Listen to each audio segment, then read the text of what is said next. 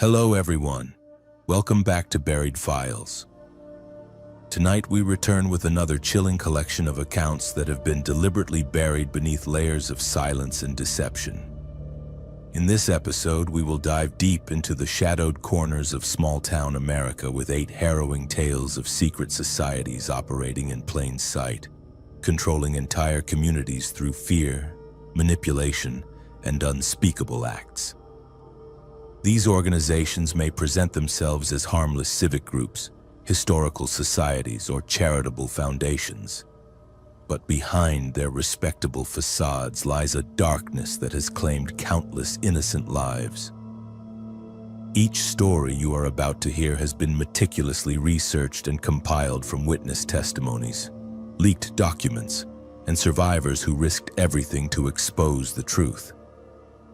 The names of locations and individuals have been carefully altered to protect those who courageously came forward, as many of these secret societies continue to operate with impunity to this day. From the rolling hills of Vermont to the plains of Kansas, these clandestine organizations have woven themselves so deeply into the fabric of their communities that questioning their authority has proven fatal for many who dared to investigate. If you are new here, make sure to subscribe to Buried Files for daily true horror content that reveals the disturbing secrets hidden in our own backyards. Hit that notification bell so you never miss when we uncover the conspiracies that they never wanted you to know about. Angela Morrison never expected to inherit anything from her great-aunt Ruth, a woman she had met only once at a distant family reunion when she was 12 years old. Ruth had been a spinster who lived alone in rural Montana, sending Christmas cards with $5 bills tucked inside but otherwise maintaining no contact with the extended family. So when a lawyer from Riverside, Montana called to inform Angela that she had inherited a house, 20 acres of land, and a small savings account, it felt like winning an unexpected lottery. The drive from Denver to Riverside took Angela through some of the most beautiful country she had ever seen. Rolling grasslands stretched to the horizon, broken by patches of cottonwood trees and the occasional ranch house sitting alone under the vast Montana sky. Riverside itself was exactly what she had expected from a small town with a population of 1,203 people. Main Street consisted of a few blocks of brick buildings from the early 1900s. A grain elevator that dominated the skyline, and the kind of wide streets that had been designed for horse-drawn wagons. Great-aunt Ruth's house sat on the outskirts of town, a modest 2-story farmhouse surrounded by fields that had been leased to neighboring ranchers for decades.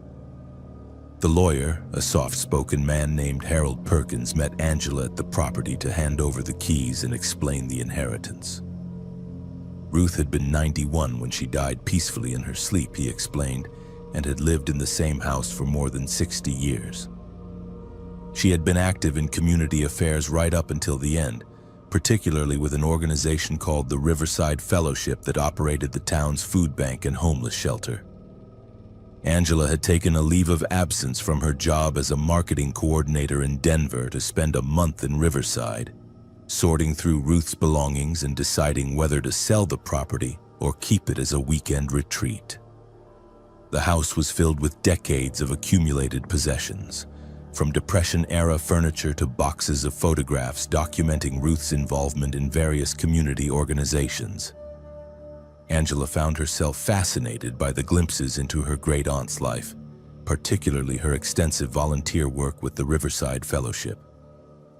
The fellowship had been founded in 1972 by Pastor David Brennan, a charismatic minister who had arrived in Riverside with a vision of creating a truly Christian community where neighbors looked after one another and no one went hungry or homeless. Unlike traditional churches that focused primarily on Sunday services, the fellowship operated 7 days a week, providing meals for the elderly, temporary housing for families in crisis, and job training programs for anyone who needed help getting back on their feet.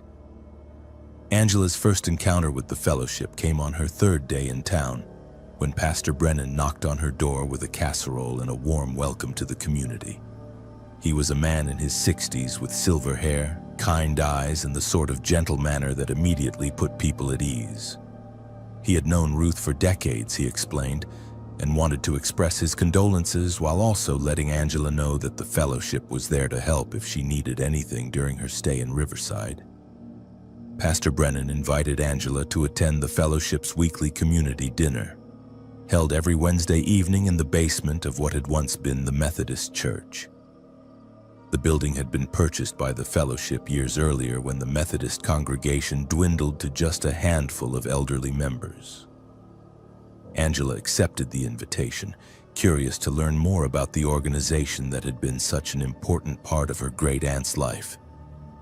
The community dinner was exactly what Angela had expected from a small-town charity event. About 60 people gathered around long tables sharing a simple but hearty meal of pot roast, mashed potatoes, and green beans. The crowd was a mix of elderly residents, young families, and a few individuals who looked like they might be staying at the fellowship's homeless shelter.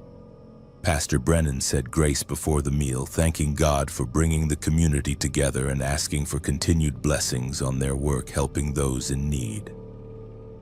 After dinner, Pastor Brennan gave a brief presentation about the fellowship's activities and encouraged everyone to volunteer however they could. The organization operated on a shoestring budget, he explained, relying entirely on donations and volunteer labor to keep their programs running. They were always looking for people to help serve meals, sort donations at the thrift store, or provide transportation for elderly residents who needed help getting to medical appointments. Angela volunteered to help with the thrift store, thinking it would give her something productive to do while she sorted through Ruth's belongings. The store occupied a former auto parts shop on Main Street, its windows filled with donated furniture, clothing, and household items. The manager was a cheerful woman in her 50s named Carol Hendricks, who had been volunteering with the fellowship since its early days and seemed to know everyone in town. Working at the thrift store gave Angela a different perspective on Riverside's social dynamics. The customers were a mix of bargain hunters and people who genuinely needed affordable goods, but Carol had an uncanny ability to distinguish between the two groups.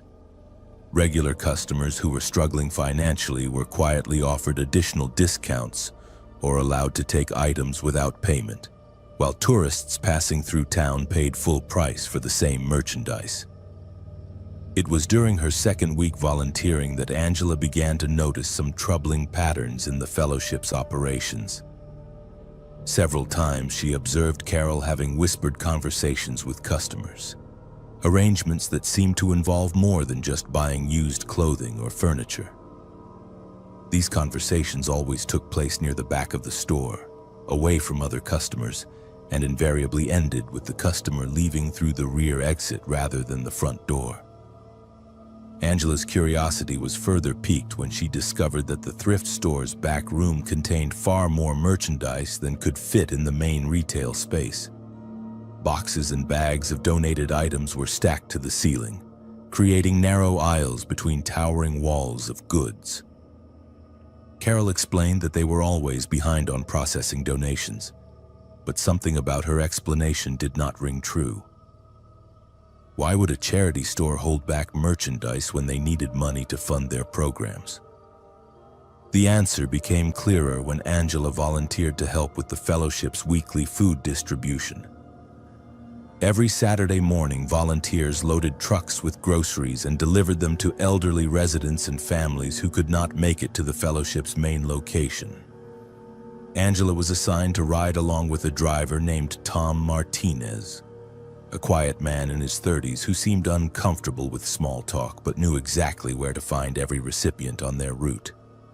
The food distribution route took them to some of the poorest areas around Riverside, including a cluster of mobile homes near the railroad tracks and several isolated farmhouses where elderly residents lived alone. At each stop, Tom would carry boxes of groceries to the door while Angela waited in the truck. She noticed that the conversations at each door lasted much longer than necessary for a simple food delivery, and recipients often handed Tom envelopes or small packages before he returned to the truck. When Angela asked Tom about the extended conversations, he became evasive and changed the subject. The people on their route were grateful for the fellowship's help, he said, and sometimes liked to chat about their lives or share news about their families. It was an important part of the organization's mission to provide not just material assistance, but also human connection to isolated members of the community. Angela might have accepted this explanation if not for what she discovered in Ruth's personal papers. Hidden in a shoebox at the back of her great-aunt's closet was a collection of documents that painted a very different picture of the Riverside Fellowship's activities. Bank statements showed that Ruth had been making monthly payments to the fellowship for years, far more than reasonable donations to a charity organization.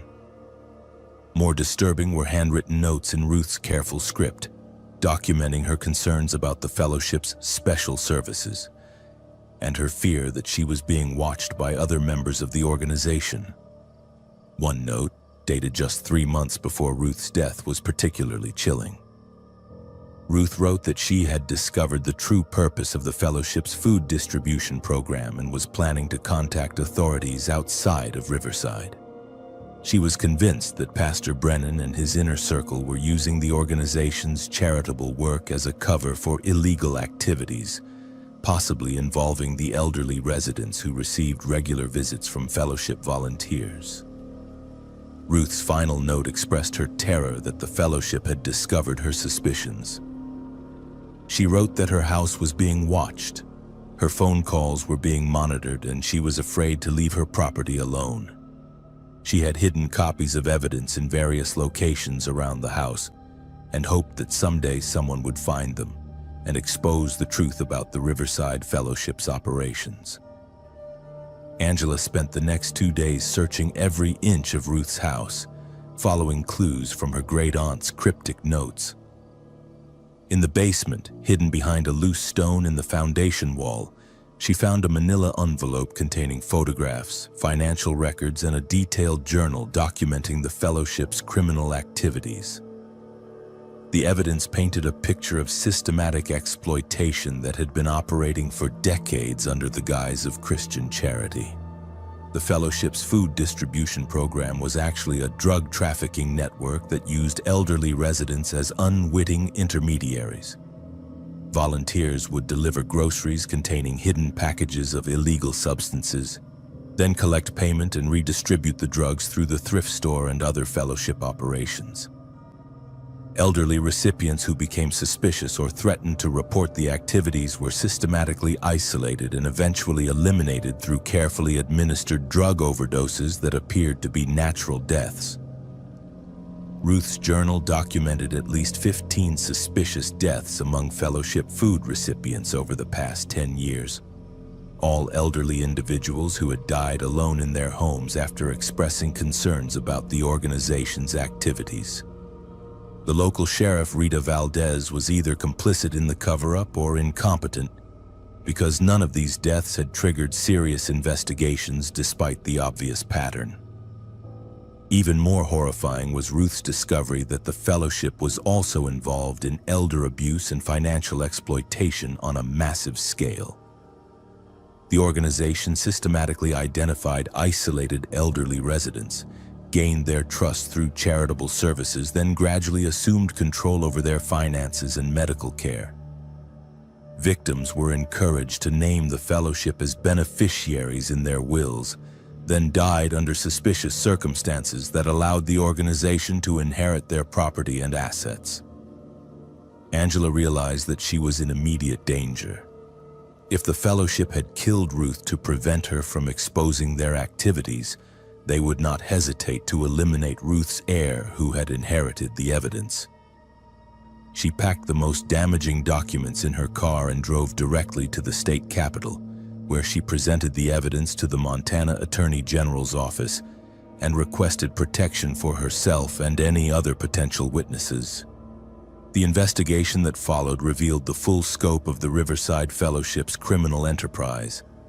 Pastor David Brennan and 12 of his associates were arrested on charges ranging from drug trafficking to elder abuse to multiple counts of murder. The organization had been responsible for the deaths of at least 23 people over 15 years, using their charitable activities as a perfect cover for systematic exploitation of the most vulnerable members of their community. Sheriff Rita Valdez was also arrested, charged with corruption and obstruction of justice for her role in covering up the fellowship's crimes. The investigation revealed that she had received regular payments from the organization and had deliberately failed to investigate suspicious deaths among elderly residents. Angela Morrison never returned to Riverside after testifying at the trial. She sold her great-aunt's property and donated the proceeds to legitimate organizations that actually helped elderly residents. The house where Ruth had lived and died now stands empty, its windows boarded up like a monument to the victims of a charity organization that used compassion as a weapon against the people they pretended to serve. Marcus Whitfield had been covering small-town politics for the Burlington Herald for over 15 years, but nothing had prepared him for what he would uncover in Millfield, Vermont. The assignment seemed routine enough when his editor handed it to him on a gray October morning. The town of 847 residents had been selected for a state heritage grant worth $2 million, and the paper wanted a feel-good piece about rural communities preserving their historical character. What Marcus discovered instead would haunt him for the rest of his life. Millfield sat nestled in a valley between rolling hills covered in sugar maples, their leaves burning red and gold in the autumn light. Main Street looked like something from a Norman Rockwell painting, complete with a white steepled church, a general store with wooden floors that creaked under your feet, and houses with wraparound porches where elderly residents waved from their rocking chairs. The Millfield Preservation Society had done an exceptional job maintaining the town's 19th century charm, right down to the gas street lamps that cast warm pools of light along the sidewalks each evening. Eleanor Ashworth, the Society's president, met Marcus at the town's small historical museum on his first day.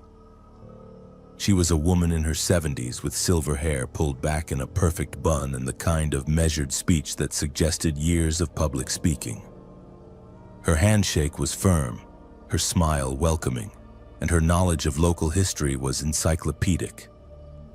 She walked him through displays of Civil War artifacts, pioneer farming tools, and sepia photographs of long-dead residents whose descendants still lived in the same houses their great-great-grandparents had built.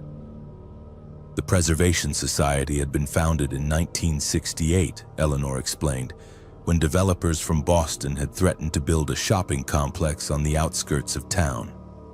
A group of concerned citizens had banded together to protect Millfield's character, eventually succeeding in having the entire downtown district listed on the National Register of Historic Places. Since then, the society had grown to include nearly every business owner and prominent family in town. They controlled what could be built, what could be renovated, and what needed to be preserved exactly as it was. Marcus spent his first few days interviewing longtime residents and photographing the pristine Victorian houses that lined Elm Street. Everyone he spoke with praised the Preservation Society's work. The town had avoided the strip malls and chain restaurants that had invaded other rural communities. Property values had remained stable even during economic downturns. Young families were moving to Millfield specifically because it offered the kind of safe, traditional environment that seemed to be disappearing everywhere else in New England. But there were subtle things that began to bother Marcus as he continued his reporting. When he asked about families who had moved away from Millfield, conversations became awkward and vague. People would mention that so-and-so had decided to try their luck elsewhere, or had found better opportunities in the city, but could never provide specific details about where these former residents had gone or what they were doing now. When Marcus asked for contact information so he could interview some of these families for a broader perspective on the town's development, he was told that most people had lost touch over the years. The town's public records also struck him as oddly incomplete.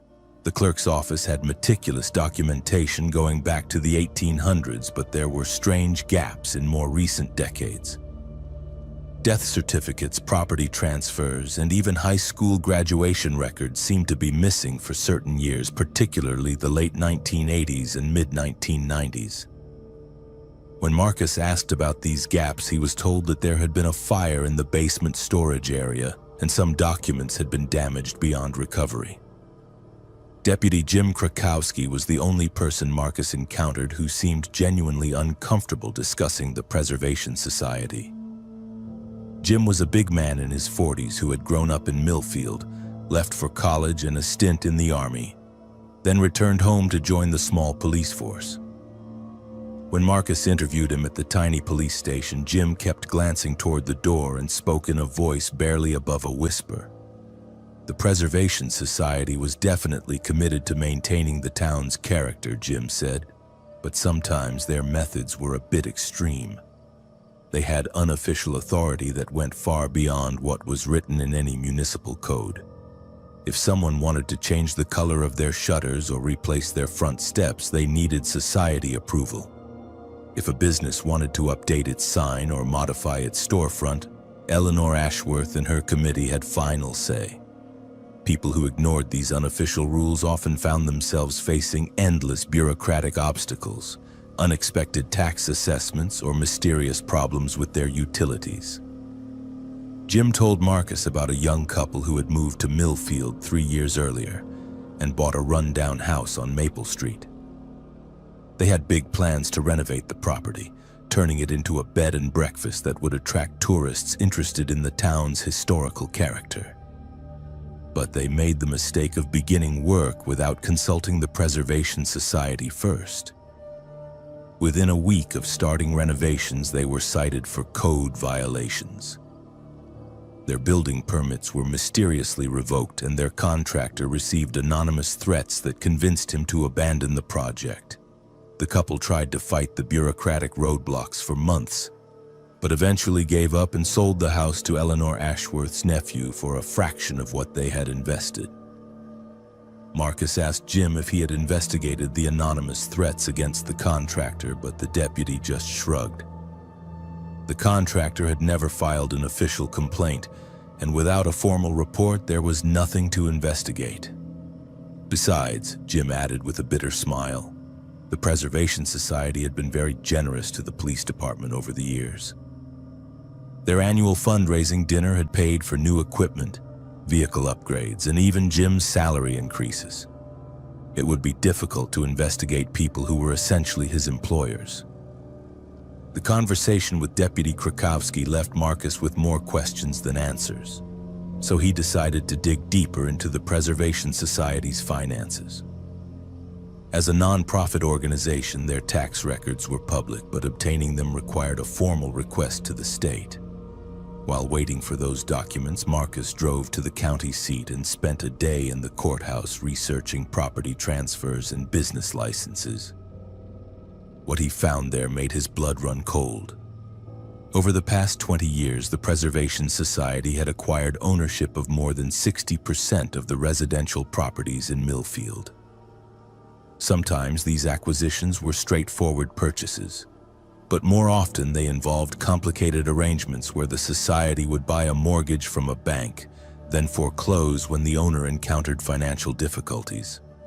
In several cases, the society had purchased properties from families who had suddenly decided to move away from town, often selling for well below market value as if they were desperate to leave quickly. The pattern became even more disturbing when Marcus cross-referenced these property transfers with missing person reports from neighboring towns. At least 12 people who had sold property to the Preservation Society had never been seen again after leaving Millfield. Their families had filed missing person reports with state police, but the investigations had gone nowhere. The missing individuals had apparently withdrawn their savings in cash, abandoned their jobs without notice, and vanished without contacting relatives or friends. State police had classified these as voluntary disappearances by adults who had chosen to start new lives elsewhere. Marcus tried to contact some of these missing persons' relatives, but the conversations were frustrating and frightening. Family members were reluctant to discuss their missing loved ones, and several people hung up when Marcus identified himself as a reporter. One woman, the sister of a man who had disappeared after selling his house to the Preservation Society, agreed to meet Marcus at a diner 30 miles from Millfield. She arrived looking over her shoulder and speaking in whispers, clearly terrified that someone might overhear their conversation. Her brother had been planning to move to Florida after retiring from his job at the paper mill, she explained. He had lived in the same house his whole life, raised his children there after his wife died, and was looking forward to a quiet retirement somewhere warm. But something had changed in his final weeks in Millfield. He became paranoid and jumpy, convinced that people were watching his house and following him around town. He told his sister that he had discovered something terrible about the Preservation Society, something that put him in danger. Before he could explain what he had learned, he was dead. The official cause of death was listed as a heart attack, but his sister had never believed that explanation. Her brother had been in excellent health, with no history of heart problems. More importantly, his body had been discovered in the basement of his house, which made no sense because he never went down there. The basement stairs were steep and narrow, and his arthritis made it difficult for him to navigate them safely. The Preservation Society had arranged for a quick cremation before his sister could request an autopsy, claiming that her brother had specified cremation in a will that no one had ever seen. Marcus left that conversation with a growing certainty that he was investigating something far more sinister than historical preservation. The missing persons, the property acquisitions, the incomplete records, and the climate of fear that seemed to permeate the town all pointed toward a conspiracy that had been operating for decades. But he needed hard evidence, something more substantial than suspicious coincidences and frightened whispers. His breakthrough came when he finally received the Preservation Society's financial records from the state. Hidden among pages of routine expenses and fundraising income was a series of payments to a company called Heritage Transport Services. These payments, totaling more than $800,000 over 5 years, were listed as restoration consulting fees, but the amounts were far too large for any legitimate consulting work. When Marcus researched Heritage Transport Services, he discovered that it was a shell company with no employees, no office, and no legitimate business operations. The company's only listed asset was a fleet of refrigerated trucks. Marcus spent a sleepless night in his hotel room trying to piece together the implications of what he had discovered. A preservation society with access to refrigerated trucks, a pattern of missing persons who had owned valuable property, and a town where asking too many questions could be dangerous. The conclusion was almost too horrible to accept, but the evidence was overwhelming. The Millfield Preservation Society was not just preserving historical buildings. They were systematically murdering residents who posed a threat to their operations, then disposing of the bodies while seizing their property. The next morning, Marcus packed his belongings and checked out of his hotel before dawn. He had enough evidence to write his story, but he needed to get far away from Millfield before publishing it. As he drove through the center of town one final time, Eleanor Ashworth stepped out of the historical museum and waved goodbye with her characteristic warm smile. Marcus waved back, fighting the urge to floor the accelerator and flee as fast as his car could carry him. 3 weeks later, Marcus Whitfield's expose appeared on the front page of newspapers across New England. Within hours, state and federal law enforcement agencies had launched a massive investigation into the Millfield Preservation Society. What they uncovered was even worse than Marcus had suspected. The society had been operating a sophisticated human trafficking network, kidnapping residents who threatened to expose their activities and selling them to criminal organizations in major cities. The refrigerated trucks were used to transport victims who had been drugged and told they were being relocated to new jobs in other states. Eleanor Ashworth and 14 other society members were arrested and charged with multiple counts of murder, kidnapping, and organized crime. The investigation revealed that the society had been responsible for the deaths of at least 37 people over 2 decades. Many of the missing persons had not left town voluntarily. They had been murdered in the basement of the historical museum, their bodies dissolved in acid, and their property seized through forged documents. Marcus Whitfield received a Pulitzer Prize for his investigative reporting, but the recognition brought him no satisfaction. He had exposed a monstrous conspiracy, but he could not bring back the victims or undo the years of terror that had gripped Millfield. The town still exists today, its Victorian houses and gas street lamps preserved exactly as they were, but most of the buildings stand empty now. Few people want to live in a place where a historical preservation society turned into a criminal organization that murdered anyone who threatened their perfect vision of small-town America.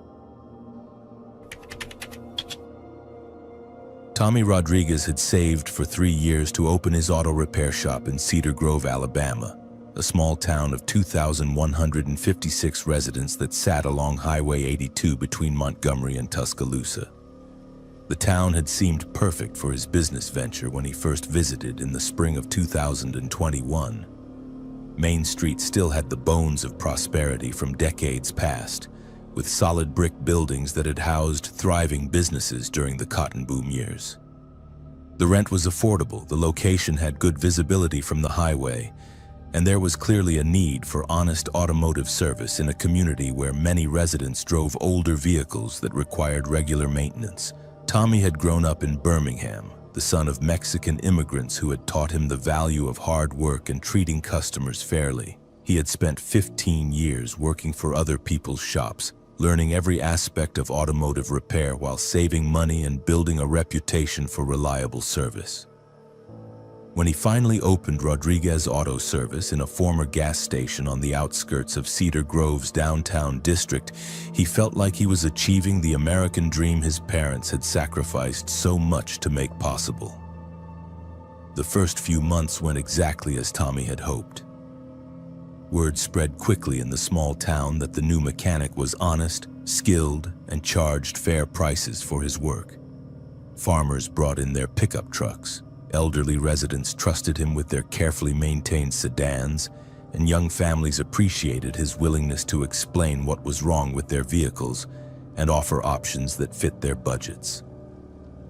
Tommy hired 2 part-time employees and began looking into purchasing the building that housed his shop.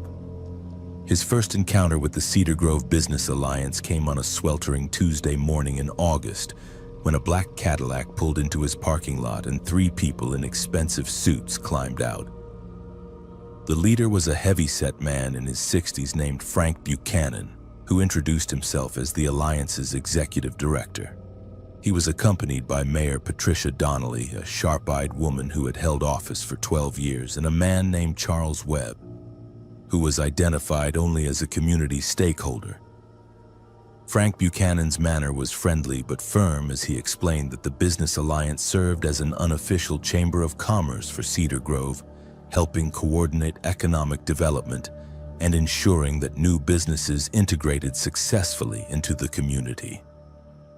Every business owner in town was expected to join the Alliance and participate in their activities, which included monthly meetings, community fundraising events, and cooperative advertising campaigns that promoted Cedar Grove as a destination for shoppers and tourists. The membership fee was $500 per month, plus additional assessments for special projects and community improvements. In exchange, Alliance members received priority consideration for city contracts, favorable treatment in zoning and permit applications, and protection from unfair competition. Frank emphasized that last point with particular intensity, explaining that the Alliance worked hard to ensure that established businesses were not undercut by newcomers who did not understand local market conditions. Tommy politely declined to join the alliance, explaining that he preferred to focus on providing good service to his customers rather than participating in business politics. His shop was doing well on its own, he said, and he did not see the need to pay monthly fees for benefits he did not require. The three visitors exchanged glances at his response, and Mayor Donnelly made a note on a clipboard before they left without further argument. Within a week, Tommy began experiencing problems that seemed designed to drive him out of business. The city building inspector arrived unannounced to conduct a comprehensive review of his shop, citing violations that had never been mentioned during previous inspections. The fire marshal followed 2 days later, ordering costly modifications to Tommy's electrical system and threatening to shut down the business if the work was not completed within 30 days. A representative from the State Environmental Protection Agency appeared the following week, claiming that someone had reported improper disposal of automotive fluids. Each inspection resulted in fines and mandatory improvements that cost Tommy thousands of dollars he had not budgeted for regulatory compliance. More troubling was the way his customer base began to shrink without explanation. Regular clients stopped bringing their vehicles to his shop, often offering vague excuses about finding service closer to their homes or deciding to take their cars to dealers in Montgomery instead. Tommy suspected that the business alliance was behind his troubles, but he had no proof of coordination between the organization and the various government agencies that were suddenly scrutinizing his operations. When he complained to city officials about the harassment, he was told that all inspections were routine and that any business owner who maintained proper standards had nothing to worry about. The situation escalated when Tommy discovered that someone had been spreading rumors about his shop around town. Customers began asking whether it was true that he used inferior parts, that he had been cited for environmental violations, and that his insurance might not cover work performed at his facility. Tommy tried to counter these rumors by offering references and guaranteeing his work, but the damage to his reputation was becoming irreversible. His breakthrough in understanding the alliance's methods came when Janet Morris, an elderly woman who had been one of his first customers, stopped by the shop late one evening after closing time. Janet had been bringing her aging Buick to Tommy for routine maintenance, and he had always appreciated her straightforward manner and prompt payment. But she had not been to his shop in more than a month, despite previously scheduling regular appointments. Janet looked nervous as she explained that she had been approached by Frank Buchanan at the grocery store and told that Tommy's shop was under investigation by state authorities for fraudulent business practices. Buchanan had suggested that customers who continued to use Rodriguez Auto Service might face legal complications if the investigation resulted in criminal charges. He had also mentioned that Alliance member businesses offered special discounts to residents who could prove they were supporting local entrepreneurs rather than outside competitors. Tommy was furious but not surprised by Buchanan's tactics. What shocked him was Janet's revelation about how the Alliance enforced its control over the local economy. Business owners who refused to join the organization found themselves facing not just regulatory harassment and reputation attacks, but direct sabotage of their operations. Janet had heard stories about non-alliance businesses experiencing break-ins, vandalism, and mysterious equipment failures that forced them to close permanently. The Alliance's power extended far beyond informal influence, Janet explained. Frank Buchanan's family had owned the largest employer in Cedar Grove for 3 generations, a textile mill that provided jobs for more than 200 people. Mayor Donnelly's husband was the president of the town's only bank, which held mortgages and business loans for most of the local population. Charles Webb owned the largest farm in the county and controlled agricultural supply contracts that dozens of smaller farmers depended on for their livelihoods. Together, these 3 individuals and their allies could make life impossible for anyone who challenged their authority. They could deny loans, cancel contracts, eliminate jobs, and coordinate government harassment until their targets had no choice but to leave town or submit to alliance control. Over the years, they had driven out dozens of potential competitors and forced every remaining business to accept their terms for continued operation in Cedar Grove. Tommy realized that he was facing a choice between joining a criminal conspiracy or losing everything he had worked to build. The alliance was essentially operating a protection racket that extorted monthly payments from business owners in exchange for allowing them to operate without interference. Business owners who paid the fees received preferential treatment and protection from competition, while those who refused were systematically destroyed through coordinated attacks on their finances, reputation, and physical assets. The decision became easier when Tommy discovered evidence of the alliance's most serious crime. While researching property records at the courthouse, he found documentation of suspicious ownership transfers involving businesses that had been forced to close after refusing to join the alliance. In each case, the failed business had been purchased at a fraction of its value by shell companies that were later revealed to be controlled by alliance members. Even more disturbing was a pattern of insurance claims filed by alliance members whose properties had suffered convenient accidents that eliminated competition. A restaurant that refused to join the alliance had burned down under mysterious circumstances, with the insurance payout allowing the owner of an alliance member restaurant to expand into the vacant location. A competing auto repair shop had been destroyed by a gas explosion that investigators attributed to equipment malfunction, despite the owner's insistence that the equipment had been recently inspected and properly maintained. Tommy began secretly documenting his interactions with alliance members and government officials, recording conversations and photographing evidence of the coordinated harassment he was experiencing. He also reached out to business owners in neighboring towns who had dealt with similar organizations, hoping to build a case that would expose the alliance's illegal activities. His investigation revealed that the Cedar Grove Business Alliance was part of a larger network of similar organizations operating throughout rural Alabama. These groups used identical tactics to control local economies, sharing strategies and resources to eliminate competition and maximize profits for their members.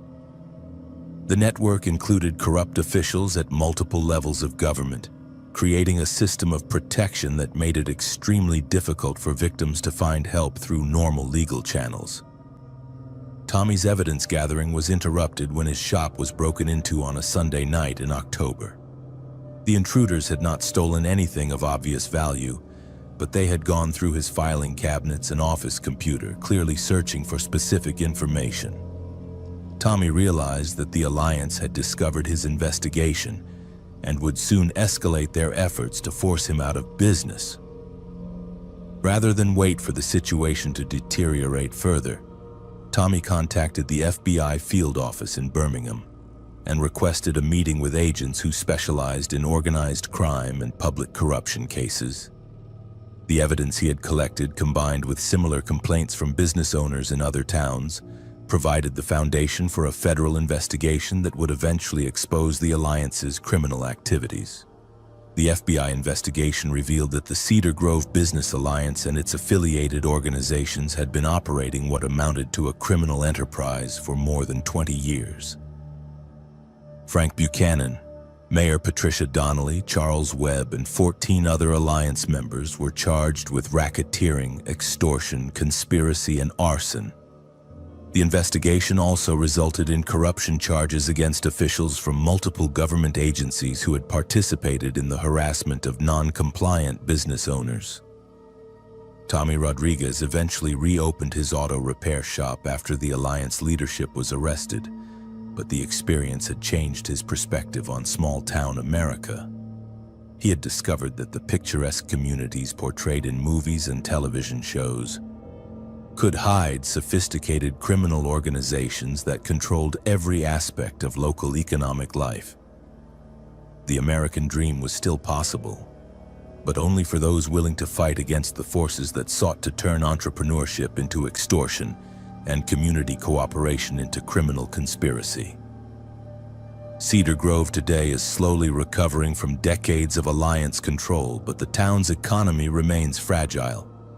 Many businesses that were driven out during the alliance's reign of terror never returned, leaving empty storefronts along Main Street as monuments to the entrepreneurs who refused to pay protection money to criminals who hid behind the respectable facade of business development and community service. Dr. Sarah Mitchell had always been fascinated by the gaps in local history, the stories that communities preferred not to remember.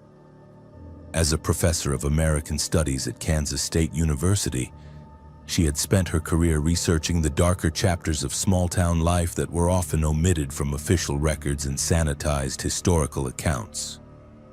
When the Harmony Historical Committee invited her to research and write a commemorative book for the town's sesquicentennial celebration, she saw it as an opportunity to explore the social dynamics of a community that had remained remarkably isolated despite being only 40 miles from Topeka.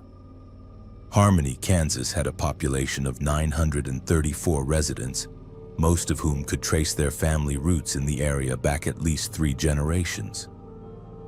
The town had been founded in 1873 by German immigrants who had purchased a large tract of prairie land from the railroad company. Unlike many Kansas settlements that had boomed and busted with agricultural cycles, Harmony had maintained steady population and relative prosperity through careful community planning and conservative financial management. The historical committee was led by Councilman Robert Hayes, whose great-grandfather had been one of the town's original settlers. Robert was a soft-spoken man in his 50s who ran the local insurance agency and had served on the city council for more than a decade. He explained that the committee wanted a comprehensive history that would celebrate Harmony's achievements while preserving the stories of families who had built the community over 5 generations. Sarah was given access to the town's archives housed in the basement of the public library under the supervision of Grace Peterson, the head librarian who had worked there for 37 years. The collection included city council minutes, school board records, church registers, and hundreds of photographs documenting community events from the late 1800s through the present day. Grace was knowledgeable and helpful, but Sarah noticed that certain periods in the town's history were poorly documented compared to others. The most obvious gap occurred during the 1960s when Harmony had experienced significant changes that were mentioned in passing but never explained in detail. References in city council minutes suggested major population turnover, property sales, and the establishment of new community organizations. But the supporting documents that would explain these changes were missing from the archives. Grace explained that there had been a flood in the library basement during the 1980s, and many older records had been damaged beyond recovery. Sarah began interviewing longtime residents to fill in the gaps in the written record, but she quickly encountered resistance when she asked about the 1960s. Elderly residents would become vague and uncomfortable when discussing that period, offering generic statements about difficult times and community challenges without providing specific details.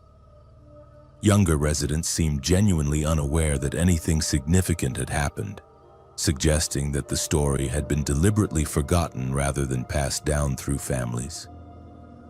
Her breakthrough came when she discovered a private collection of documents in the estate of a woman who had died the previous year.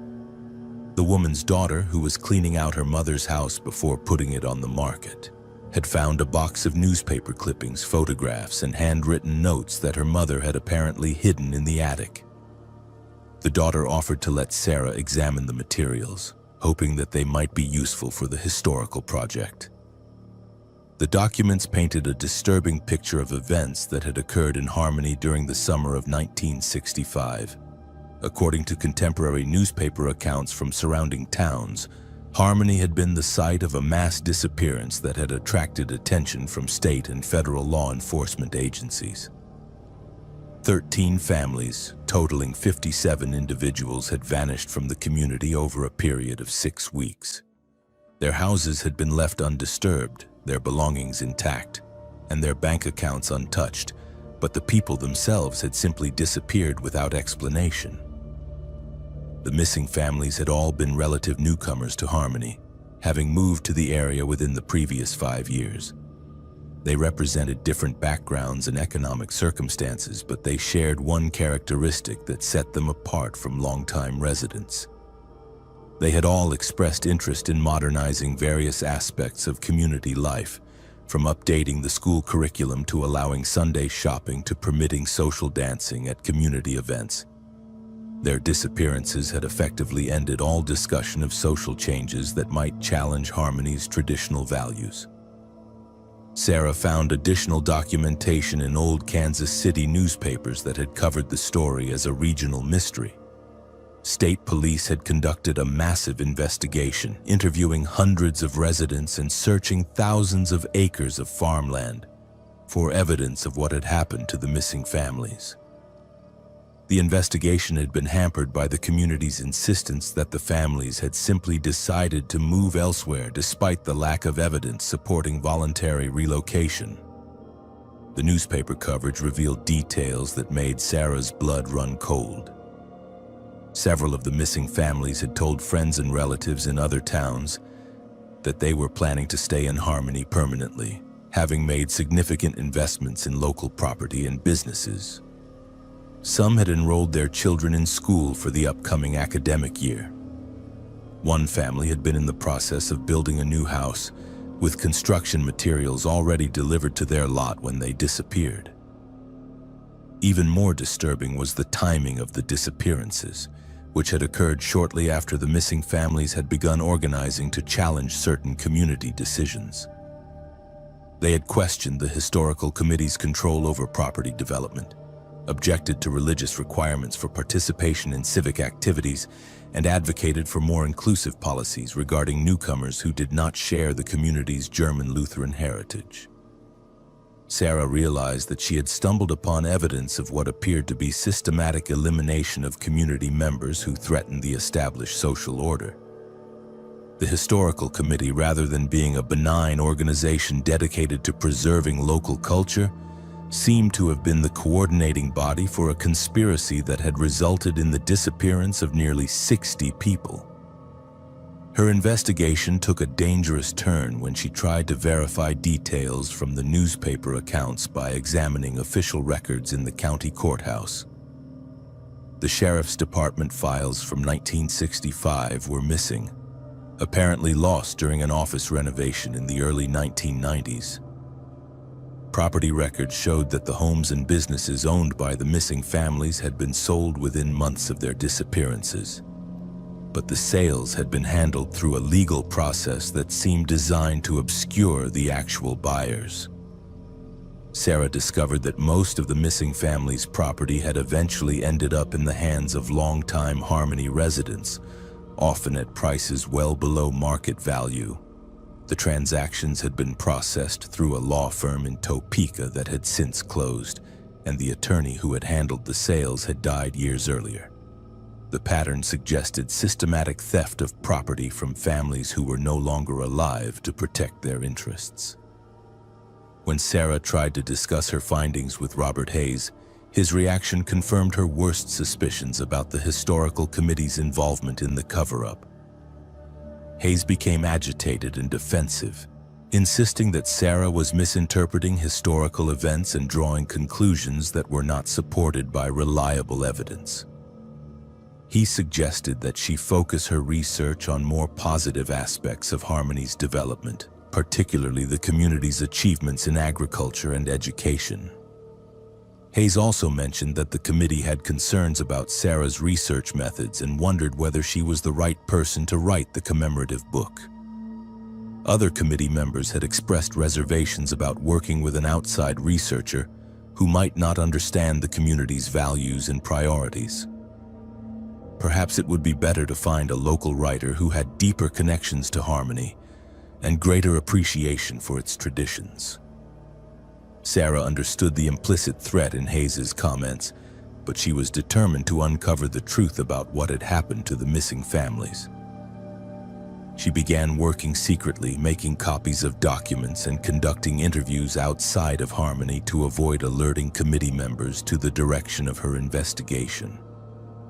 She also contacted law enforcement agencies to inquire about reopening the case, but was told that the statute of limitations had expired for most potential crimes and that the lack of physical evidence made prosecution impossible. Her research revealed that the disappearances in 1965 had not been an isolated incident. Similar patterns of sudden population turnover had occurred in Harmony during other periods when community cohesion had been threatened by outside influences. During the Great Depression, several families who had advocated for federal assistance programs had mysteriously relocated. In the early 1950s, supporters of racial integration had left town abruptly after the Supreme Court's desegregation decisions. The Historical Committee had been involved in all of these episodes, serving as the unofficial authority that determined which residents were welcome in Harmony and which posed a threat to community stability. The committee's power derived from its control over local institutions, including the school board, city council, and various business organizations.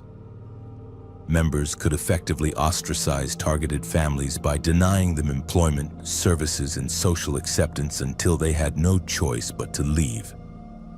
Sarah's final discovery came when she found evidence that the Historical Committee's activities had continued into recent decades, though with less dramatic methods than mass disappearance. Families who challenged community decisions or advocated for unwelcome changes were systematically harassed until they chose to relocate. Their departure was then explained as voluntary decisions to pursue better opportunities elsewhere, maintaining the fiction that Harmony was a harmonious community where everyone was welcome. When Sarah attempted to present her findings to law enforcement officials, she learned that several key figures in the county sheriff's department were related to current and former historical committee members. Her investigation had been monitored from the beginning, and community leaders were already taking steps to discredit her research and prevent publication of her discoveries. Sarah Mitchell never completed the commemorative history of Harmony, Kansas. She resigned from the project after receiving threats against her family and being informed that her academic position might be endangered if she continued pursuing her research. The Historical Committee eventually hired a local writer to produce a sanitized account of the town's development that made no mention of the missing families or the systematic elimination of dissenting residents. The commemorative book was published in time for Harmony's sesquicentennial celebration, filled with photographs of smiling families and heartwarming stories about community cooperation. Visitors to the celebration commented on how well preserved the town appeared and how friendly the residents were. Few of them realized they were walking through a community where challenging the established order could still prove fatal for those naive enough to believe that American small towns were actually the democratic, inclusive places they pretended to be. Jennifer Walsh thought she had finally found the perfect suburban paradise when she moved to Willowbrook, Ohio, in the spring of 2022. The town of 3,411 residents sat in an affluent pocket of rolling hills 30 minutes outside Columbus, where tree-lined streets wound past meticulously maintained colonial and Tudor-style homes. Every yard featured professionally landscaped gardens, and the downtown area looked like something from a lifestyle magazine with its boutique shops, artisanal coffee houses, and weekly farmers market. Jennifer had relocated from Chicago after accepting a marketing position with a technology company that allowed remote work. She was recently divorced, eager for a fresh start and drawn to Willowbrook's reputation as a safe, family-friendly community where neighbors still looked out for one another. The house she purchased was a 1920s brick colonial on Maple Avenue, complete with a wraparound porch and a backyard garden that the previous owners had maintained with obvious pride and considerable skill. Within days of moving in, Jennifer received a handwritten invitation to join the Willowbrook Garden Club, delivered to her door by an elegant woman in her 60s who introduced herself as Victoria Sterling. The club had been founded in 1948, Victoria explained, and had grown to include most of the women in Willowbrook who took pride in their homes and gardens. Members met twice monthly for educational programs, social activities, and community service projects that kept the town looking beautiful year-round.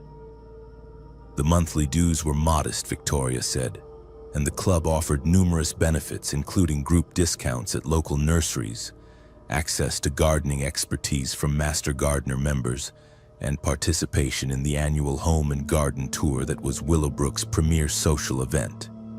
More importantly, club membership provided opportunities to connect with other women who shared interests in creating beautiful living spaces and maintaining community standards that preserved property values for everyone. Jennifer was pleased to be welcomed so quickly into the community and accepted the invitation without hesitation. Her first garden club meeting was held in the social hall of the Presbyterian Church, where 35 women gathered for coffee, pastries, and a presentation about native Ohio wildflowers. The atmosphere was warm and sophisticated, with members dressed in the sort of understated, expensive clothing that suggested comfortable financial circumstances without ostentation. Victoria Sterling clearly commanded respect as the club's president, a position she had held for more than a decade. She conducted meetings with parliamentary efficiency, announced upcoming events with the confidence of someone accustomed to having her decisions accepted without question, and dispensed gardening advice with the authority of genuine expertise. Other members deferred to her opinions and competed for her approval in ways that reminded Jennifer of high school social dynamics, though executed with the polish that came with decades of adult refinement. The club's community service projects were impressive in scope and impact. Members organized neighborhood cleanups, maintained flower gardens in public spaces, and coordinated with city officials to ensure that Willowbrook's standards for property maintenance were enforced consistently. The club also operated an informal welcome committee that helped new residents integrate into the community while learning about local expectations for home and garden care. Jennifer enjoyed the social aspects of club membership and found that belonging to the organization opened doors throughout Willowbrook. Shopkeepers were friendlier.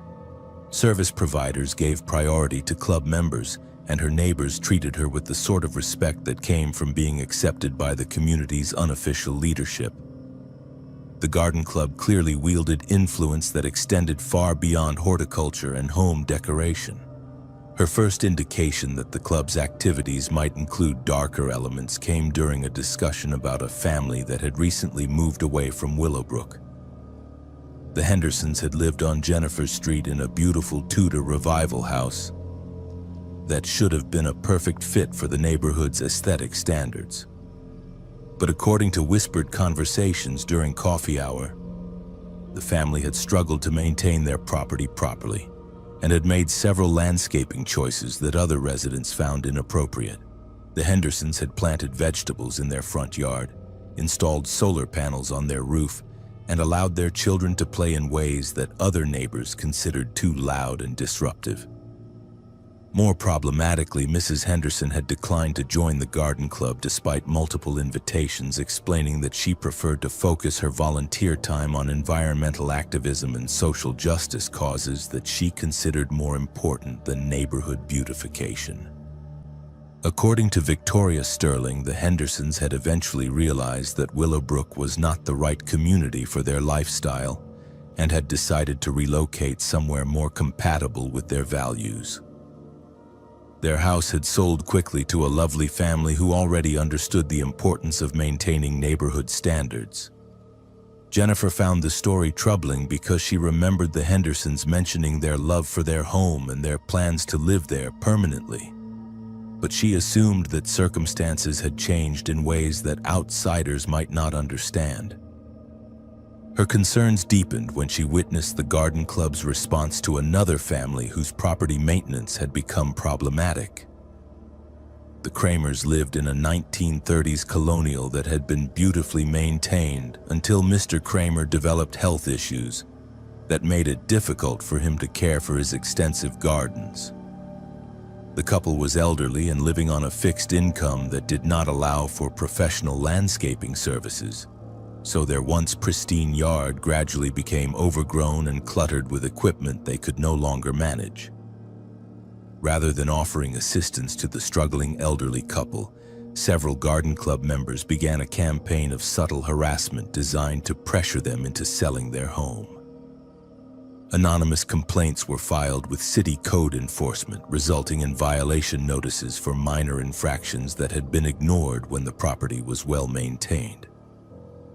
Neighbors began commenting loudly about declining property values whenever they passed the Kramer house, ensuring that the elderly couple could hear their disapproval.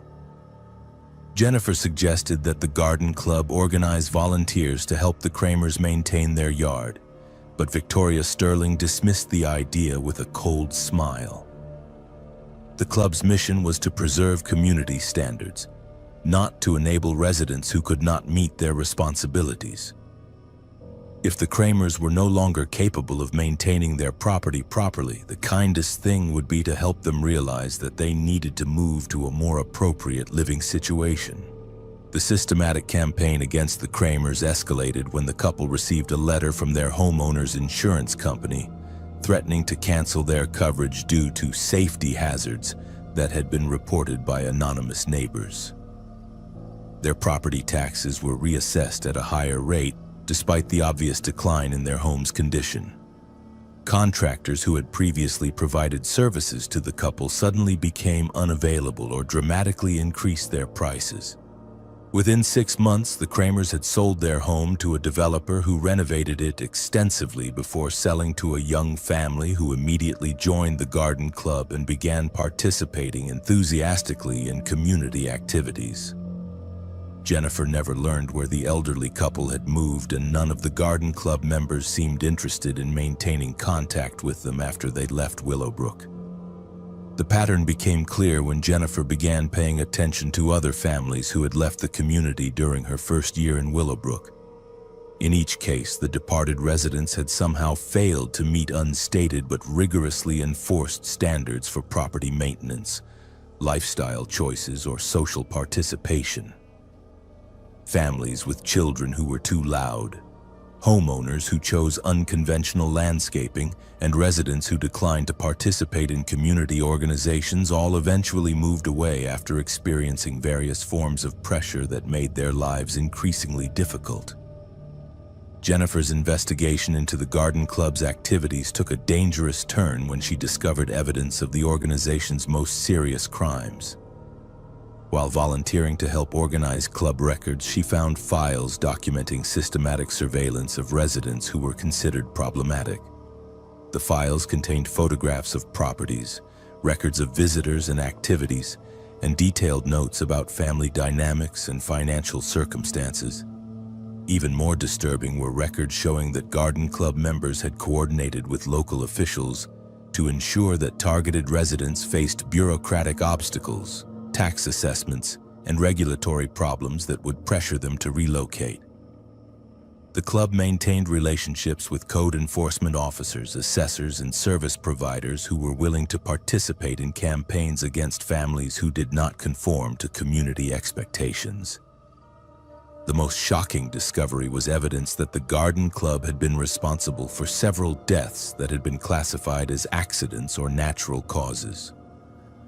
Elderly residents who refused to sell their homes despite pressure campaigns had died under suspicious circumstances, often after experiencing health emergencies that prevented them from calling for help in time to survive.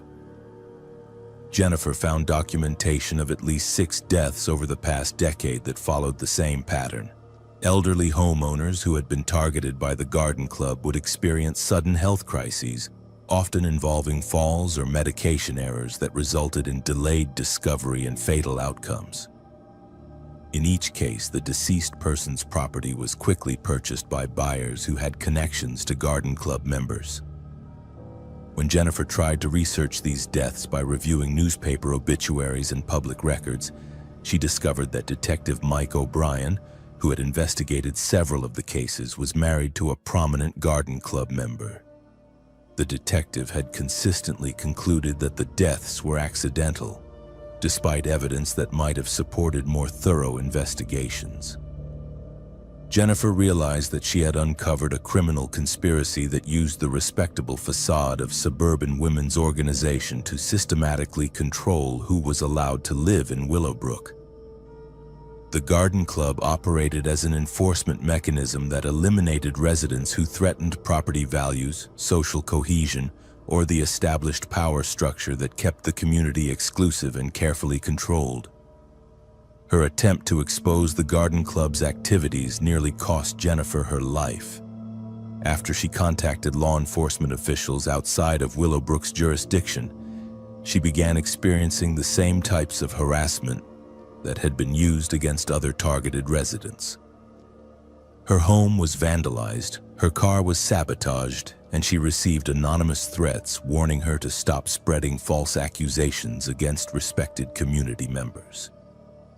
The situation escalated when Jennifer returned home from work to find that someone had entered her house and left a potted plant on her kitchen table. The plant was a beautiful arrangement of oleander flowers, which Jennifer recognized as highly poisonous. The message was clear. The Garden Club had the ability to enter her home at will and possessed knowledge that could be used to eliminate her if she continued threatening their operations. Jennifer contacted the FBI and provided evidence of the Garden Club's criminal activities, but the investigation was complicated by the organization's deep connections throughout Willowbrook's government and law enforcement agencies. Several Garden Club members were wives of city officials, and the organization's charitable activities had created relationships with politicians and community leaders who were reluctant to believe that their neighbors were capable of systematic murder. The federal investigation eventually resulted in arrests of Victoria Sterling and 11 other Garden Club members on charges including conspiracy, elder abuse, insurance fraud, and multiple counts of murder. The evidence revealed that the organization had been responsible for at least 14 deaths over 15 years, using various methods to eliminate residents who posed threats to their vision of suburban perfection. Jennifer Walsh moved away from Willowbrook before the trials concluded, unable to continue living in a community where beautification projects had provided cover for systematic elimination of unwanted neighbors. The Garden Club's legacy continues to influence the town, where property values remain high and gardens remain perfectly maintained, but where potential residents are carefully screened to ensure they understand the true cost of suburban paradise. Kevin Murphy should have known something was wrong when the invitation arrived in his mailbox on expensive letterhead bearing the Pine Valley Sportsman's Lodge crest. He had never heard of the organization despite having hunted throughout Idaho for more than 20 years. And the invitation was addressed to him personally rather than sent to the general membership of any hunting club he belonged to. The letter praised his reputation as an ethical hunter and outdoor enthusiast, extending an exclusive invitation to participate in a special hunting event that would take place on private land near Pine Valley, a remote town of 678 residents in the central part of the state.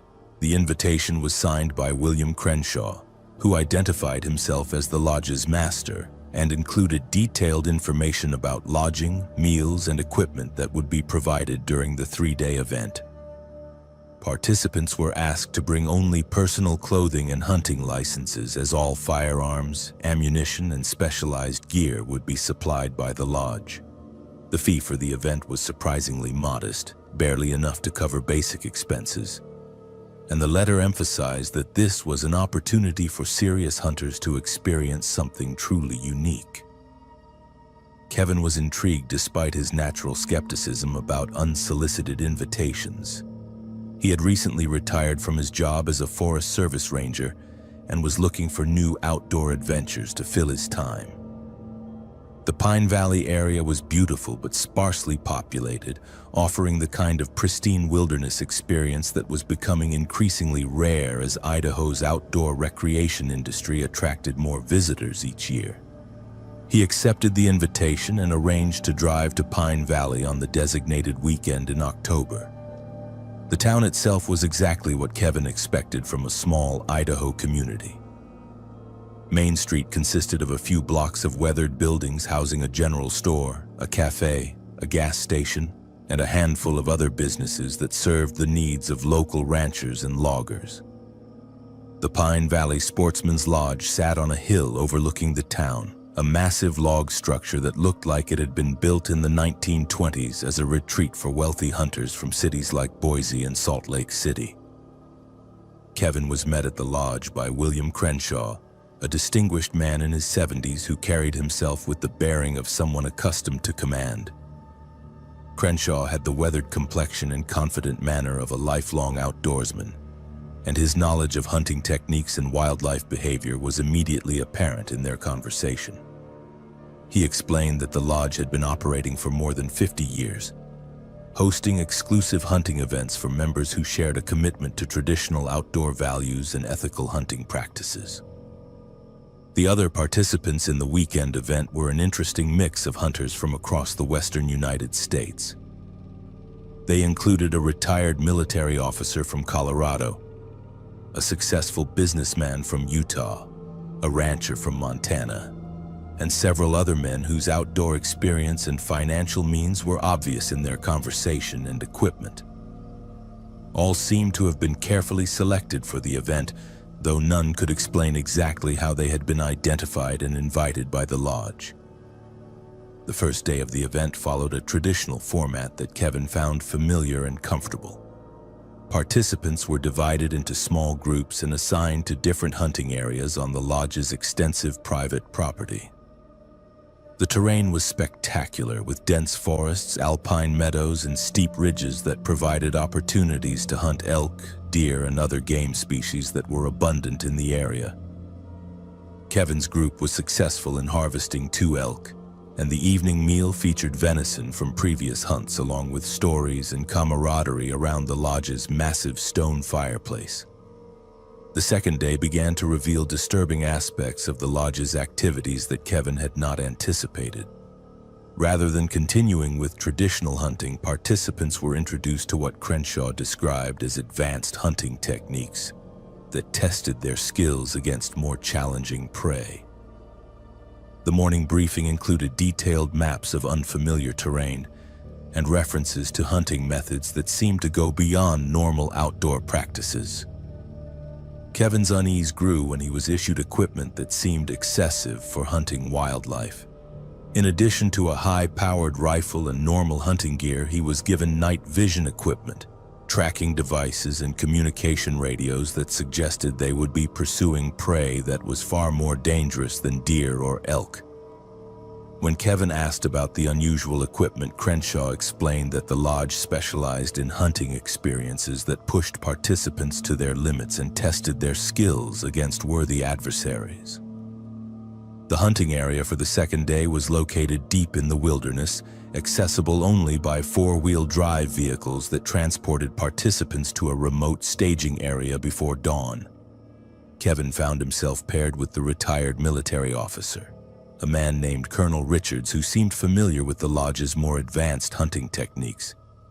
Richards explained that the Pine Valley Sportsman's Lodge was known among certain hunting circles for offering experiences that could not be found anywhere else. Hunting opportunities that attracted serious outdoorsmen who were looking for the ultimate test of their skills. Kevin began to understand what those hunting opportunities involved when they encountered the first piece of evidence that they were not hunting animals. Hidden in dense brush near a creek was a campsite that showed signs of recent human habitation. The site included a tent, camping gear, and personal belongings that suggested someone had been living in the wilderness for several days. The camp appeared to have been abandoned hastily, with food still scattered around a cold fire pit and clothing left hanging from tree branches. Colonel Richards examined the campsite with professional thoroughness, pointing out details that Kevin would have missed. The person who had been living here was inexperienced in wilderness survival, Richards explained, based on poor site selection, inadequate shelter construction, and careless disposal of waste that would attract predators. More importantly, the individual was probably still in the area, having fled the campsite recently enough that tracks and other sign were still fresh. Kevin realized with growing horror that they were not hunting wildlife at all, but were participating in some kind of human hunting activity. The prey that Crenshaw had described as worthy adversaries were people, probably individuals who had been brought to the remote wilderness area specifically to be hunted by paying customers who wanted the ultimate outdoor experience. The expensive equipment, the careful selection of participants, and the remote location all made sense when viewed as components of organized human hunting rather than legitimate outdoor recreation. His attempts to withdraw from the activity were met with firm resistance from Colonel Richards, who explained that participants who discovered the true nature of the lodge's activities were not permitted to leave until the hunting event was completed. Kevin was now a witness to criminal activity that could not be allowed to report what he had seen to outside authorities. He would need to participate fully in the hunt, demonstrate his commitment to the lodge's special brotherhood, and prove that he could be trusted to maintain the secrecy that protected the organization's operations. The hunt continued throughout the day as Kevin and Colonel Richards tracked their human prey through increasingly rugged terrain. Their quarry was a young woman who had been surviving in the wilderness for several days, probably after being released with minimal equipment and told that she would be hunted by armed men who considered her elimination a recreational activity. Kevin could see evidence of her growing desperation in the tracks and campsites they discovered. Signs that she was becoming exhausted and making increasingly poor decisions in her efforts to evade capture. Kevin tried to sabotage the hunt by providing false information about tracks and suggesting wrong directions when Colonel Richards consulted him about their prey's likely movements. But Richards was experienced enough to recognize Kevin's deception, and by afternoon it became clear that Kevin's own survival might depend on his cooperation. Richards made subtle but unmistakable threats about what happened to lodge participants who proved unreliable or who threatened the organization's security. The hunt reached its climax near sunset when they tracked their prey to a rocky outcrop where she had taken shelter in a small cave.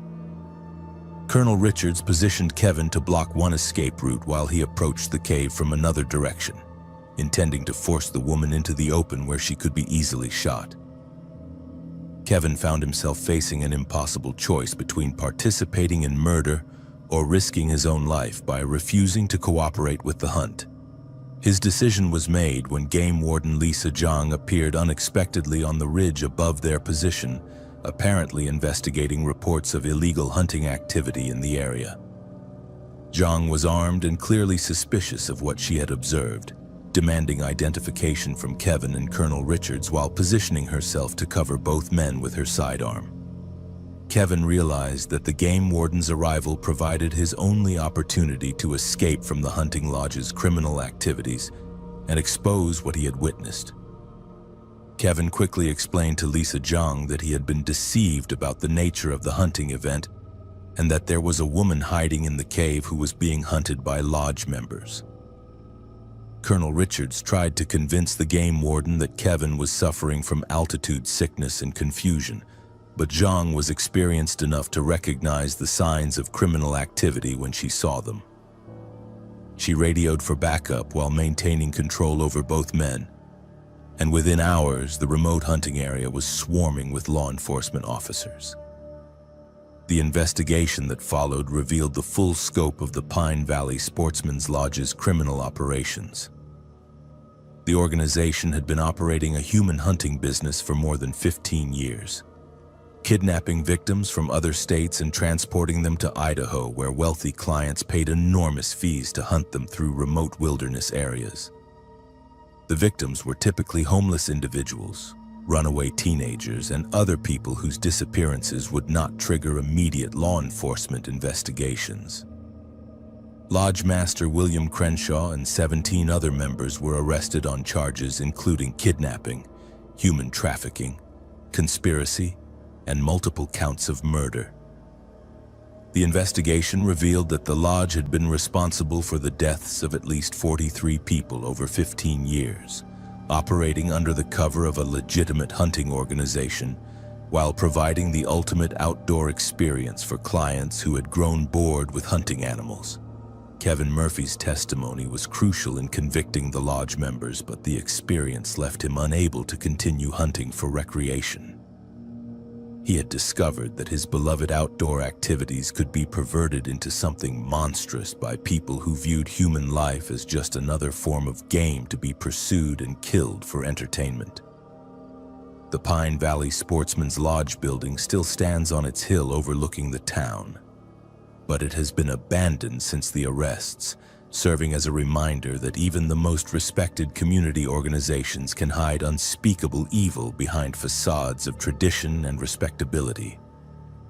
The small town of Pine Valley has struggled to recover from the revelation that one of its most prominent institutions was actually a criminal enterprise that murdered dozens of innocent people. Many residents had known about the lodge's exclusive hunting events but had never suspected that the wealthy visitors were paying to hunt human beings rather than wildlife.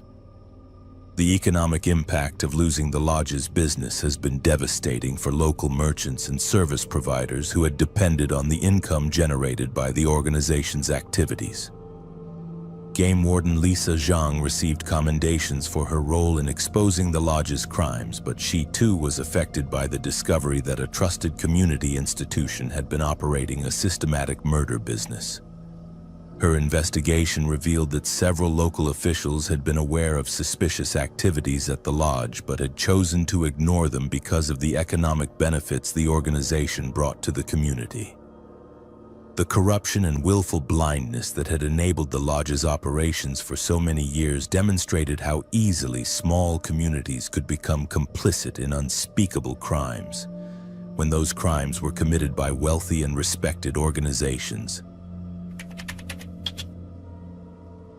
Michelle Thompson had been looking for meaningful volunteer work since moving to Maplewood, Wisconsin, a picturesque town of 1,189 residents nestled among rolling hills covered with maple and oak forests. Her husband's promotion had brought them from Milwaukee to this charming community where Main Street was lined with well-preserved 19th century buildings and neighbors still waved to each other from their front porches.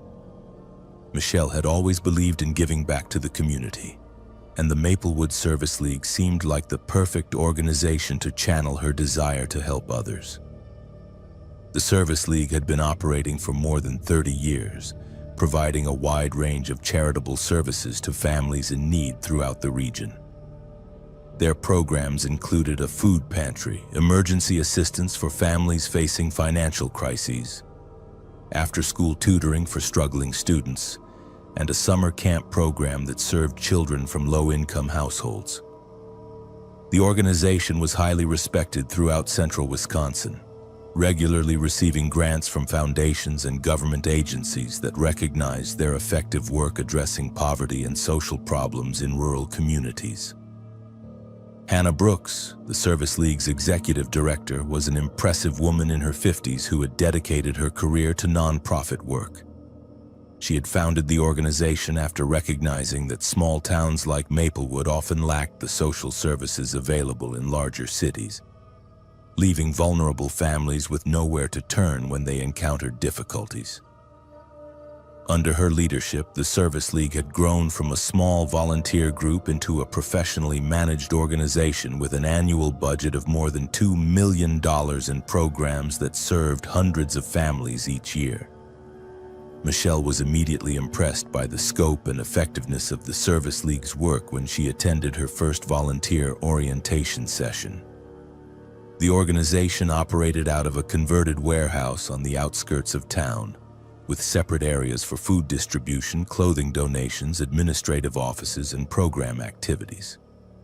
The facility was bustling with activity as volunteers sorted donations, prepared meals, and coordinated services for clients who arrived throughout the day seeking assistance. Hannah Brooks explained that the Service League served families from a wide geographic area, including many clients who traveled from other counties to access services that were not available in their home communities. The organization had developed a reputation for providing help without judgment, offering assistance to anyone who needed it regardless of their circumstances or background.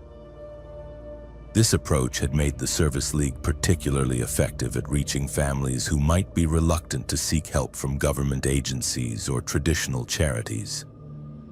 Michelle was assigned to work with the organization's Family Assistance Program, which provided emergency help to households facing immediate crises such as eviction, utility shutoffs, or medical emergencies.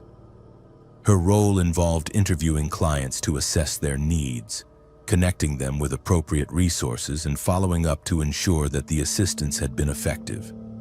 The work was emotionally demanding but deeply rewarding, as Michelle was able to see the immediate impact of her efforts on families who were struggling to survive. During her first few weeks as a volunteer, Michelle was struck by the number of families with children who sought help from the Service League. Many of these families were headed by single mothers who were working multiple jobs but still unable to make ends meet in an economy that offered few opportunities for people without college degrees. The children in these families often showed signs of chronic stress and malnutrition, and Michelle was moved by their resilience in the face of circumstances that would challenge most adults. Hannah Brooks seemed particularly committed to helping children, often spending extra time with young clients and ensuring that they received not just material assistance, but also emotional support and encouragement. She frequently mentioned her own difficult childhood in conversations with volunteers, explaining that her personal experiences had motivated her to dedicate her life to protecting vulnerable children from the kind of trauma and neglect she had endured. This personal connection to the work made her an inspiring leader who attracted dedicated volunteers and generous donors. Michelle's first indication that something was wrong with the Service League's operations came when she noticed inconsistencies in the way certain families were treated by the organization. Some clients received extensive assistance and ongoing support, while others were provided with minimal help and seemed to be discouraged from returning for additional services. The differences did not seem to be based on need or circumstances, as some of the families who received less assistance appeared to be in more desperate situations than those who received preferential treatment. When Michelle asked Hannah Brooks about these disparities, she was told that the organization had to make difficult decisions about resource allocation and that some families were better able to benefit from assistance than others. Families who demonstrated commitment to improving their situations and who followed the Service League's recommendations were more likely to receive ongoing support, while those who seemed unable or unwilling to make positive changes were provided with temporary help but not long-term investment. Michelle found this explanation troubling because it seemed to contradict the Service League's stated mission of helping anyone who needed assistance. She began paying closer attention to which families received different levels of service and gradually realized that the pattern was more disturbing than simple resource allocation decisions. Families with children who were particularly attractive or well-behaved seemed to receive more attention from Hannah Brooks and other staff members, while families with children who were shy, traumatized, or difficult to manage were often provided with minimal assistance. Her concerns deepened when she noticed that some of the children who participated in the Service League's programs seemed to develop unusually close relationships with staff members and volunteers. These children would arrive early for activities and stay late after programs ended, spending time in private conversations with adults who showed them special attention and provided them with gifts and privileges that were not available to other participants.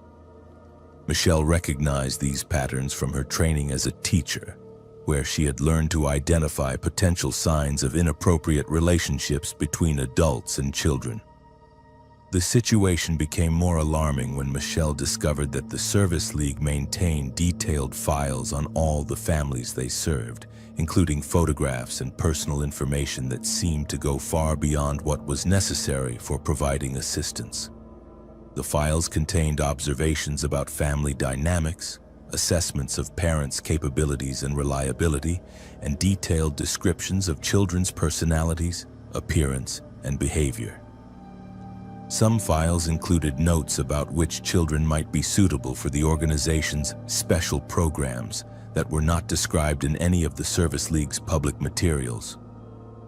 Michelle's investigation into these special programs revealed that the Service League was operating activities that were not disclosed to volunteers, donors, or the families they served.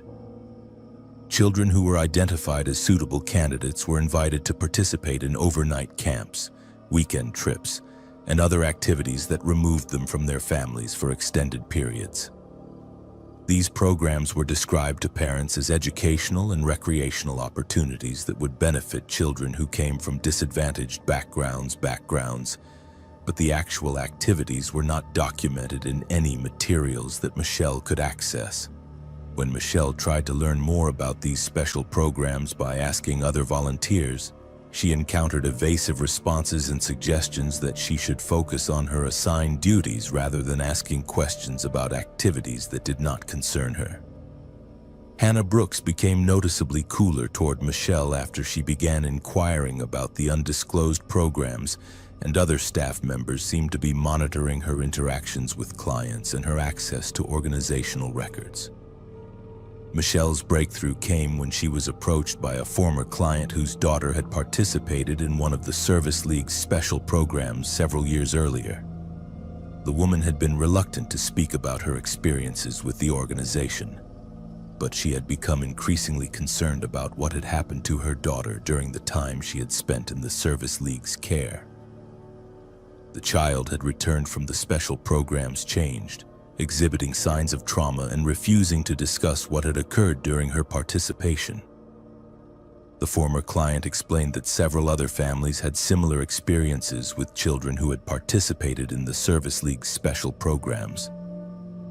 The children had been selected based on their vulnerability and their families' desperate need for assistance, making it unlikely that parents would ask difficult questions or make complaints about the organization's activities.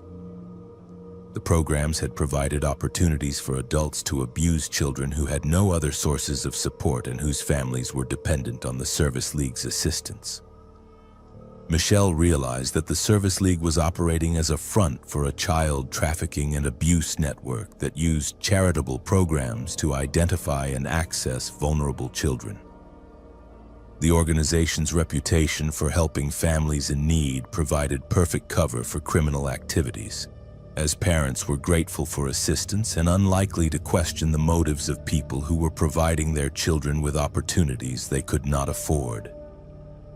The detailed files maintained by the organization were actually profiles used to select children for abuse and to assess their families' likelihood of reporting suspicious activities.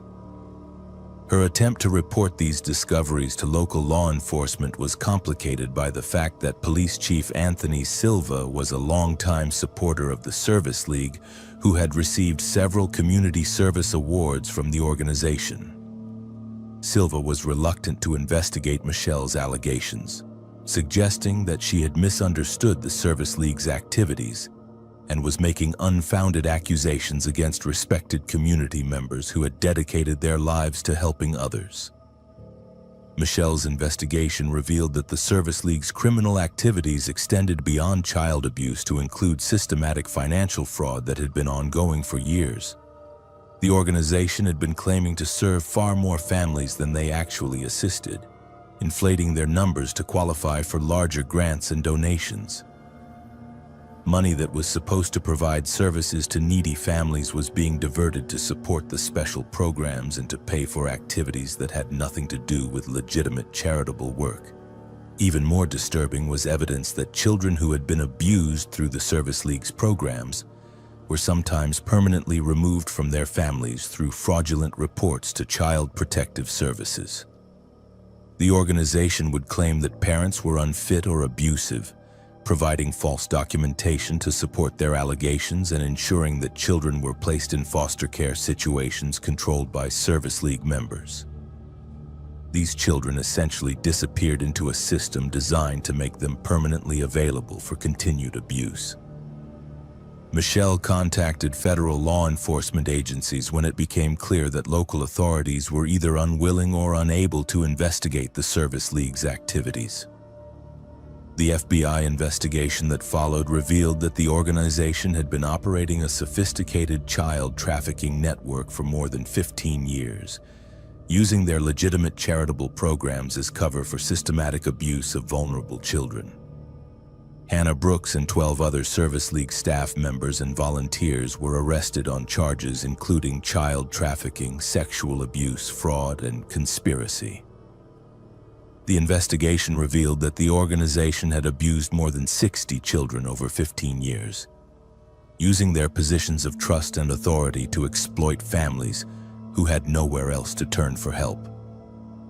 Michelle Thompson's courage in exposing the Service League's criminal activities saved countless children from future abuse, but the experience left her permanently changed by the discovery that trusted community organizations could be used as weapons against the most vulnerable members of society.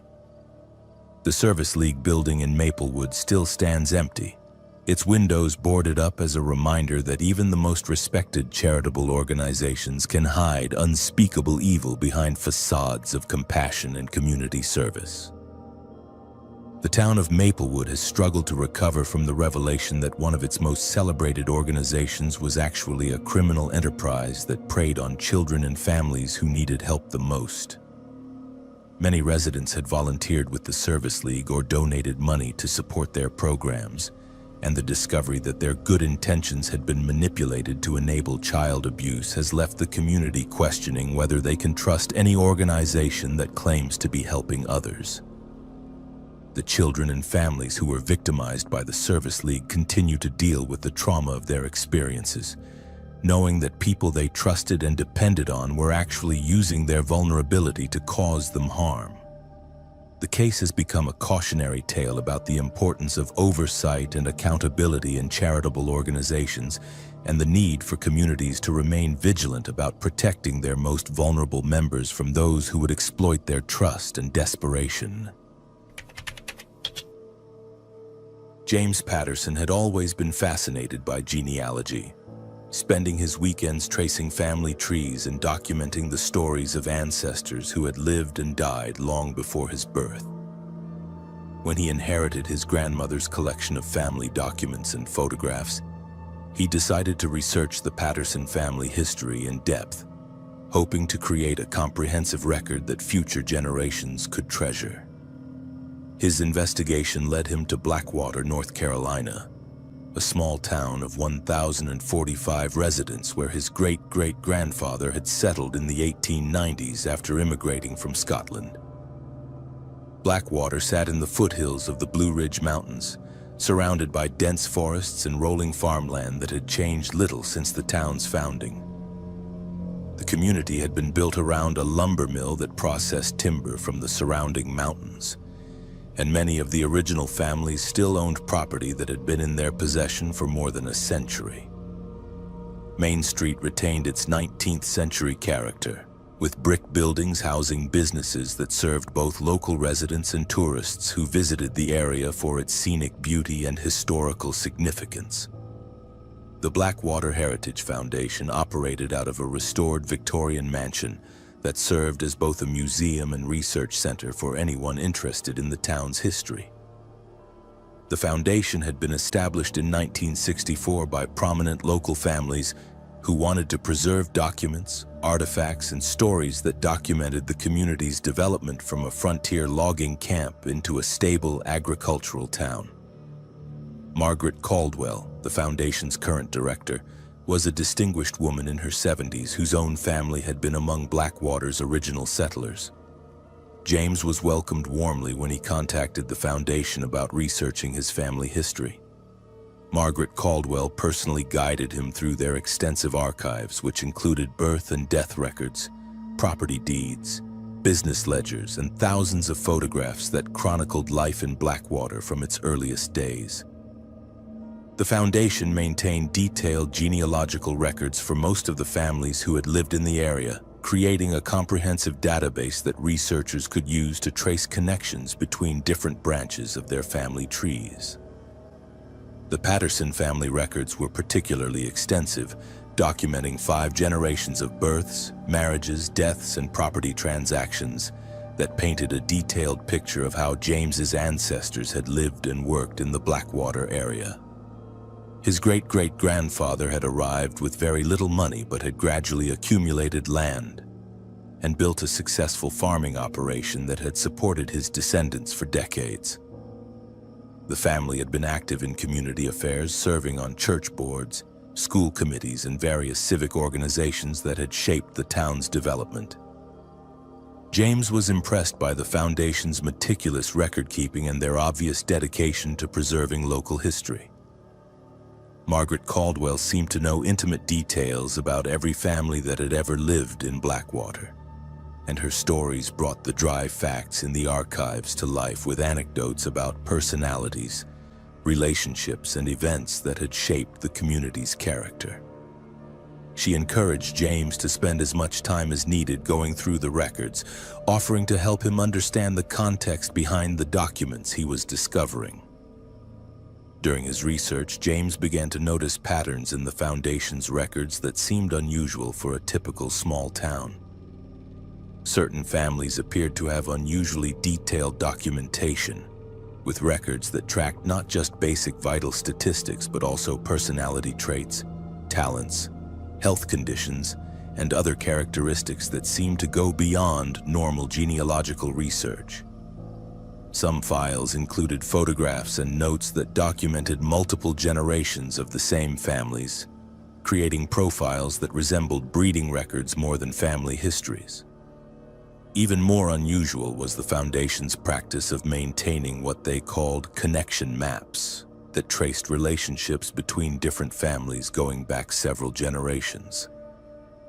These elaborate charts showed not just marriages and direct family relationships, but also more distant connections, including friendships, business partnerships, and other associations that had linked various families over time. The maps were incredibly detailed, suggesting that the Foundation had invested enormous effort in tracking even minor connections between community members. James's curiosity was piqued when he discovered that his own family was featured prominently in these connection maps, with detailed notations about Patterson family members going back to his great-great-grandfather's arrival in Blackwater.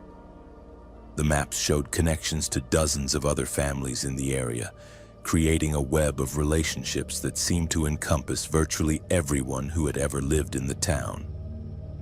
Some of the notations included references to characteristics and abilities that had been passed down through different family lines, as if the Foundation was tracking genetic traits across multiple generations. When James asked Margaret Caldwell about these unusual records, she explained that the Foundation took a comprehensive approach to documenting local history. Understanding the connections between families was essential for preserving the full story of how the community had developed, and tracking characteristics across generations helped explain why certain families had been particularly successful or influential in the town's affairs. The Foundation's mission was to ensure that future researchers would have access to complete information about their ancestors and their place in the community's history. James found this explanation plausible until he began to notice references in the Foundation's records to families who had apparently been encouraged or required to form marriages based on recommendations from community leaders. The records contained correspondence between prominent families discussing potential marriages between their children, with detailed analysis of how such unions would benefit the community's genetic heritage. Some letters were quite explicit about the goal of ensuring that desirable traits were passed down to future generations while preventing marriages that might introduce unwanted characteristics. The pattern became even more disturbing when James discovered records showing that families who refused to follow the Foundation's marriage recommendations sometimes faced social and economic pressure that forced them to leave Blackwater entirely. Property records showed that non-compliant families had often sold their land at below-market prices to Foundation board members or their allies, suggesting that economic coercion had been used to enforce compliance with the community's breeding program. James realized that the Blackwater Heritage Foundation was not simply preserving local history, but had been operating a systematic program to control which families remained in the community and who they were allowed to marry. The Foundation's extensive genealogical records were actually breeding charts designed to maintain genetic lines that the organization's leadership considered desirable, while eliminating families whose characteristics were deemed problematic or inferior. His investigation revealed that this program had been operating for more than 60 years, with Foundation leaders serving as unofficial matchmakers who arranged marriages between young people whose family lines were considered genetically compatible. Children who refused to marry according to the Foundation's recommendations were often ostracized from the community, denied employment opportunities, and pressured to relocate to areas where their genetic heritage would not contaminate the carefully maintained bloodlines of Blackwater's founding families.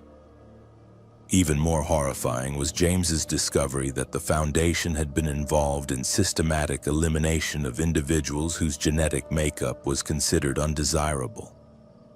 The records contained documentation of suspicious deaths, unexplained disappearances, and forced institutionalizations that had removed dozens of people from the community over the decades.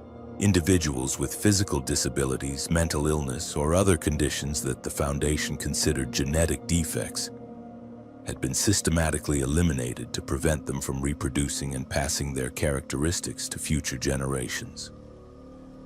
The Foundation's activities extended beyond controlling marriages to include monitoring the health and development of all children born in the community.